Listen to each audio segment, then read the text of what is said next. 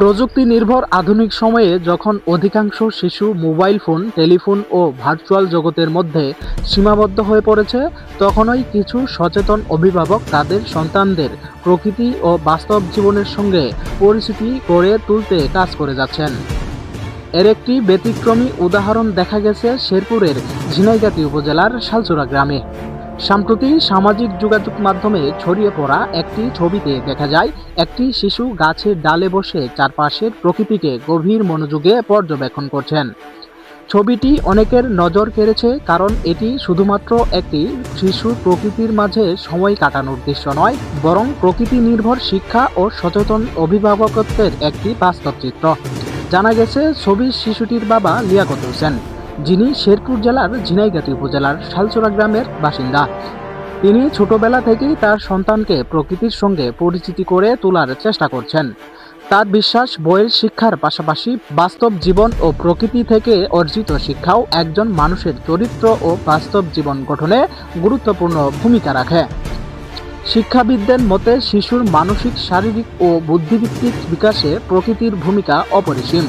গাছপালা, পাখি, নদী, মাঠ কিংবা ঋতুর পরিবর্তন, এসব বাস্তব অভিজ্ঞতা শিশুদের চিন্তাশক্তি ও পর্যবেক্ষণ ক্ষমতা বৃদ্ধি করে। প্রকৃতির কাছাকাছি বেড়ে ওঠা শিশুরা সাধারণত বেশি সৃজনশীল, আত্মবিশ্বাসী এবং দায়িত্বশীল হয়ে ওঠে। মনোবিজ্ঞানীদের মতে বর্তমান সময়ে শিশুদের মধ্যে প্রযুক্তি নির্ভরতা ক্রমেই বাড়ছে। এর ফলে অনেক শিশু বাস্তব সামাজিক ও প্রাকৃতিক পরিবেশ থেকে দূরে সরে যাচ্ছে। অথচ প্রকৃতির সংস্পর্শে থাকা শিশুদের মানসিক চাপ কম থাকে, মনোযোগ বৃদ্ধি পায় এবং তারা বাস্তব জীবনের সঙ্গে সহজে খাপ খাইয়ে নিতে পারে। ছবির শিশুটি হয়তো মুহূর্তেই প্রকৃতির সৌন্দর্য উপভোগ করছিল, কিন্তু সেই সময়ে সে শিখেছিল পর্যবেক্ষণ, ধৈর্য, নীরবতা এবং চারপাশের পৃথিবীকে জানার পাঠ, যা কোনো পাঠ্য বইয়েই নির্দিষ্ট অধ্যায়ে সীমাবদ্ধ নয়। এ বিষয়ে শিশুটির বাবা লিয়াকত হোসেন বলেন, আমার ছেলে সিনান, সে এবার ক্লাস 3-তে পড়ছে। আমি আমার সন্তানকে শুধু প্রাতিষ্ঠানিক শিক্ষায় শিক্ষিত করাই সীমাবদ্ধ নই, বরং তাকে প্রাতিষ্ঠানিক শিক্ষার পাশাপাশি প্রকৃতি, পরিবেশ ও বাস্তব জীবনের সঙ্গে পরিচিতি করানোর সমান গুরুত্ব দিচ্ছি, যা তার সুন্দর জীবন গড়তে গুরুত্বপূর্ণ ভূমিকা রাখবে বলে মনে করছি।